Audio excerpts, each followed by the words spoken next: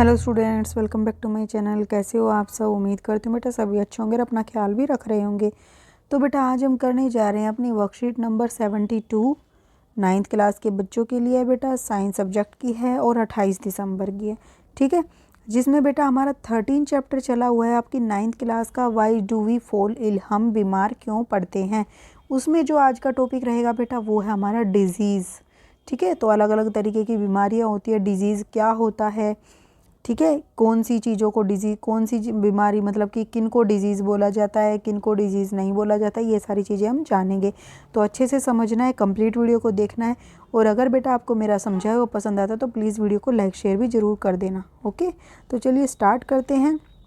यहाँ पर जो ज्ञान है वो जिज्ञासा से पूछ रहा है कि जिज्ञासा दीदी, इज़ हेडेक ए डिजीज़, जो सिरदर्द होता है क्या वो एक बीमारी है?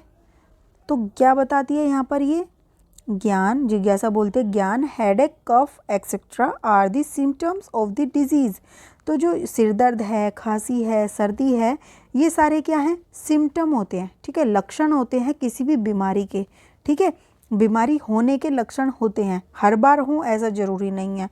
Disease refer to any condition that disturb और modifies the normal functioning of the normal living organism.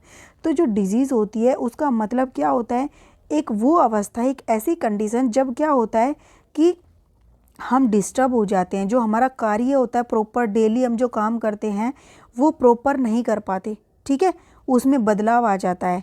तो मतलब कि जो हमारी डेली लाइफ की दिनचर्या है वो हम प्रॉपर नहीं कर पा रहे, तो इसका मतलब क्या है? हम मतलब रोग से ग्रस्त हैं।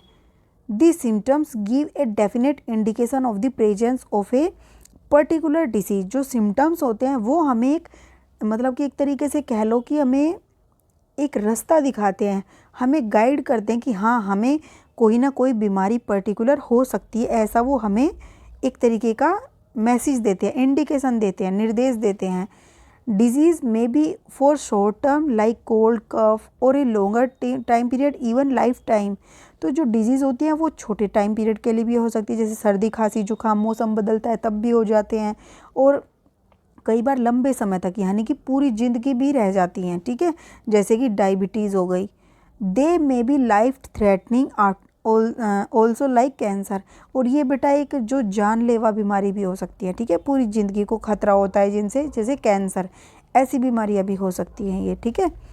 अब a person may have poor और a good health but disease free is dependent on many other factors as he or she needs to be diagnosed for the same।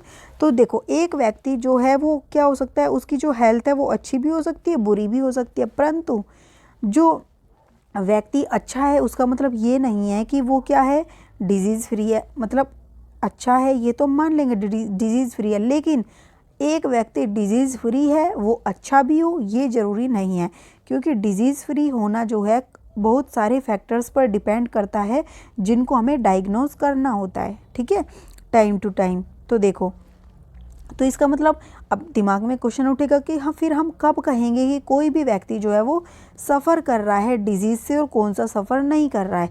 तो व्हेन डू वी से a person is suffering from A disease, हम ऐसा कब कह सकते हैं कि एक व्यक्ति जो है बीमारी से सफ़र कर रहा है?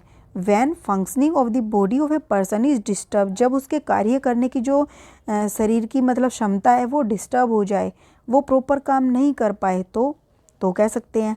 व्हेन सिम्टम्स जैसे कि headache, cough, fever, loose motions, vomiting, fits यानी कि दौरे, ये सब लक्षण हमें दिखाई देते किसी व्यक्ति में, तो हम कह सकते हैं कि उसको किसी ना किसी तरीके की डिजीज़ उसमें है, ठीक है। तो ये कुछ कंडीशंस है जिनके द्वारा हम कह सकते हैं कि व्यक्ति क्या है, बीमारी से ग्रस्त है, ओके। अब बेटा साइन ऑफ द डिजीज़, जो डिजीज़ होती है उनका साइन कैसे, मतलब कि हम उनको कैसे पता लगा पा सकते हैं? तो हम क्या करवाते हैं, टेस्ट कराते हैं, ब्लड टेस्ट कराते हैं, अलग अलग तरीके के अल्ट्रासाउंड वगैरह कराते हैं।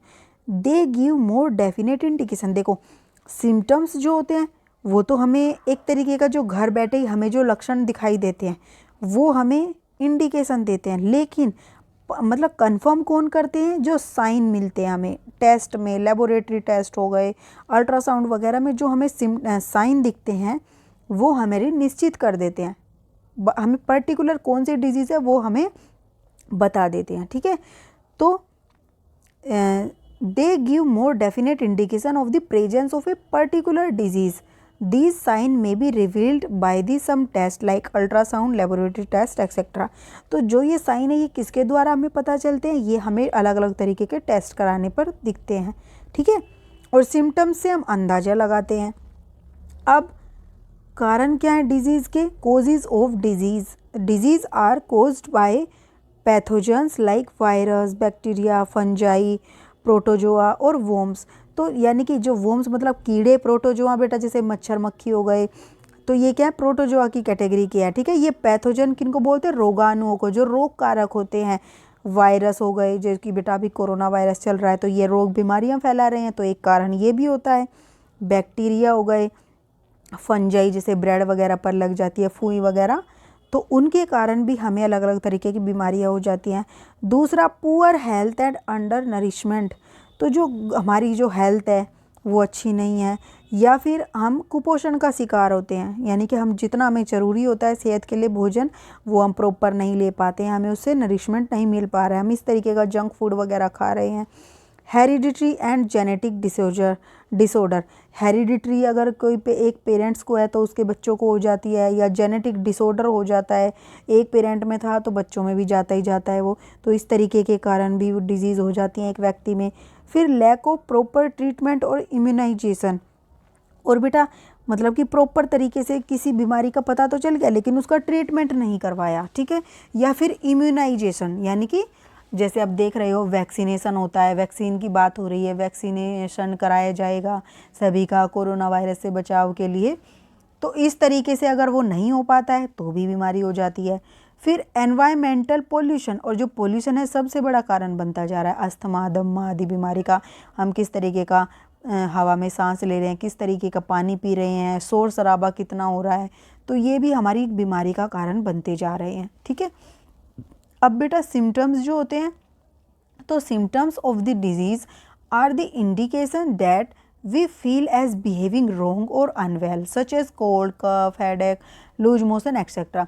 तो सिम्टम्स वो होते हैं जो हमें ये बताते हैं कि हम अच्छा फील नहीं करते, जिनके कारण सर दर्द हो जाए तो हमें अच्छा फील नहीं होता, जुकाम हो जाए तो हम परेशान हो जाते हैं, हेडेक हो जाती है, लूज़ मोशन, तो ये क्या है कि हमारी जो बॉडी है वो अच्छा महसूस नहीं कर पाती।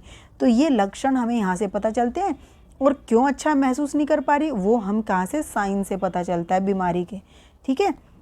और उस बीमारी के कारण क्या है वो यहाँ से पता चलते हैं, ठीक है। तो ये अलग अलग इम्पोर्टेंट टर्म्स हैं जो बहुत ही इंपॉर्टेंट है, उम्मीद करती हूँ आपको अच्छे से समझ आई होंगी। अब हम इसके क्वेश्चन आंसर करते हैं।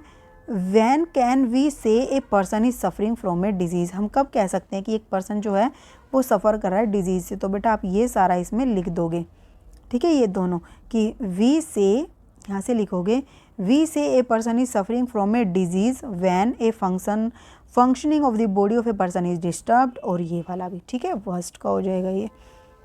नेक्स्ट क्वेश्चन है बेटा आपका, is being healthy and being disease free same, क्या स्वस्थ होना, हेल्दी होना और बीमारियों से मुक्त होना एक ही बात है, तो बेटा एक बात नहीं है, नो।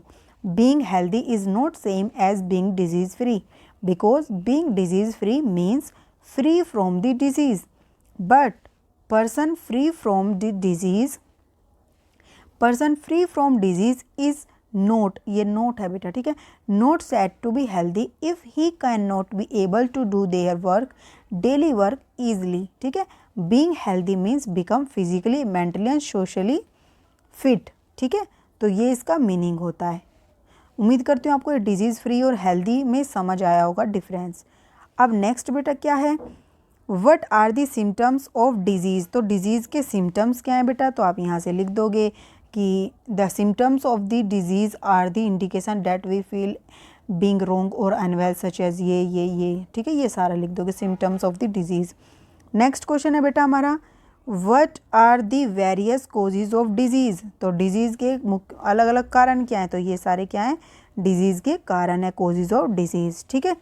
तो ये थी बेटा आपकी आज की वर्कशीट, उम्मीद करती हूँ आपको अच्छे से समझ आई होगी। फिर भी कोई डाउट रह जाता है तो आप कमेंट बॉक्स में पूछ सकते हो।